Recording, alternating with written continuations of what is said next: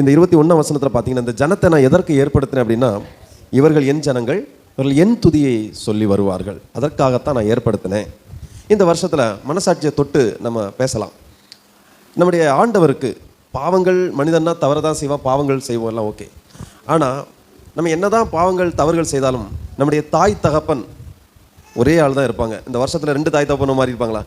வாய்ப்பே இல்லை. அப்பா அம்மா நம்ம என்ன பண்ண மாட்டோம். அவங்க உயிரோடு இருந்தாலும் நமக்கு அம்மா அப்பா தான், மரித்தாலும் யார் தான்? அம்மா அப்பா தான். உயிரோடு இருக்கிறத விட மரித்த பிறகு அவங்க சொன்ன வார்த்தைகள் நம்முடைய காதுகளில் துணித்து கொண்டே இருக்கும். நம்மை குறித்து சொன்ன விஷயங்கள் எல்லாம் நம்ம காதில் கேட்டுக்கிட்டே இருக்கும். ஆனால் ஆண்டவராக இயேசு கிறிஸ்து சொல்றார், நான் மரித்தேன், இதோ சதா காலமும் உயிரோடு இருக்கிறேன்னு சொன்ன ஆண்டவர் சொன்ன வார்த்தைகள் எக்கச்சக்கம் நமக்கு வேதத்தில் இருக்கிறது. அந்த வார்த்தைகளுக்கெல்லாம் உயிர் இருக்குது, பேசிக்கிட்டே இருக்கும்.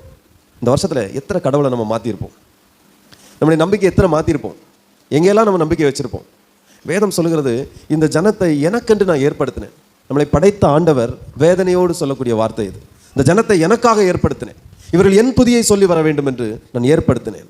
இவர் யாரோ மனிதனுடைய துதிகளையும் ஏதோ ஒரு காரியத்தையும் செய்து கொண்டிருக்கிறார்கள், அவரவர்கள் விருப்பத்தில் போய் கொண்டிருக்கிறார்கள். அவர் தொடர்ந்து அவருடைய ஆதங்கங்களை சொல்கிறாரு. ஆனாலும் யாக்கோபே, நீ என்னை நோக்கி கூப்பிடவில்லை.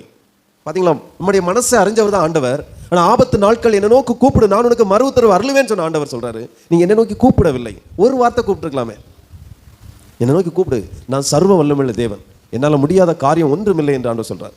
என்னை நோக்கி நீ கூப்பிடலை. இஸ்ரவேலே, நீ என்னை குறித்து மனம் சலித்து போனாய் என்று அவர் வருத்தப்படுறார். என்ன மனம் சலிச்சிட்டோம்? என்ன ஆண்டவர் எனக்கு ஒன்றுமே பண்ணலை, உனக்கு என்னையா பண்ணணும்? என்ன பண்ண திருப்தியாவ?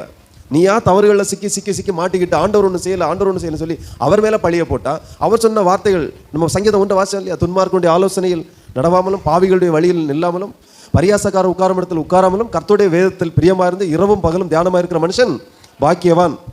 அவன் நீர்க்கால்களில் ஓரமாய் நடப்பட்டு தன் காலத்தில் தன் கனியை தந்து இலையுதராது இருக்கிற மரத்தை போல் இருப்பான். அவன் செய்வதெல்லாம் வாய்க்கும். துன்மார்க்கனோ அப்படி இராமல் காத்து அடிக்கிற பதரை போல் அங்கேயும் ஓடிக்கிட்டே இருப்பான் அப்படின்ட்டு. இவ்வளோ தெளிவான திஷ்டாந்தரங்களை நமக்கு அன்று வைத்திருக்க, நாம் பண்ணி கொண்டிருக்கிறதெல்லாம் மகா பெரிய தவறுகளை செய்து கொண்டிருக்கிறோம். இந்த இரவு இன்னும் 1 நிமிடம் இருக்குது, கண்களை மூடி அப்படியே அப்படி சமூகத்தில், அப்பா நான் புது வருஷத்தில் போகிறேன், இனிமே நான் ஆண்டவரை மாற்ற மாட்டேன், நீர் தான் என் ஆண்டவர் சொல்லி எத்தனை பேர் ஒத்துக்கொள்கிறீங்களோ? ஒரே நம்பிக்கை, கர்த்தரே என் தெய்வம், வேதமே என் வெளிச்சம், கால்களுக்கு தீபம் பாதைக்கு என் வெளிச்சமாக நான் மாற்றுறேன்னு சொல்லி ஒப்பு கொடுக்குறவங்க ஆண்டவர் இன்னைக்கு தொடுவார். புதிய ஆசீர்வாதம், புதிய அபிஷேகம். இன்னைக்கு சிலரெல்லாம் அபிஷேகம் போகிறாரு. புது வருஷத்துக்குள்ள வந்துட்டோம், அபிஷேகத்துக்குள்ள நிரப்ப போகிறார். கண்களை மூடி அப்படியே கர்த்தரை ஸ்தோத்திரிப்போமா.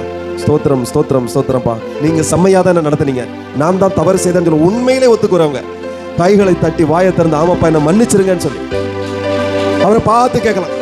ஓ ஹல்லேலூயா.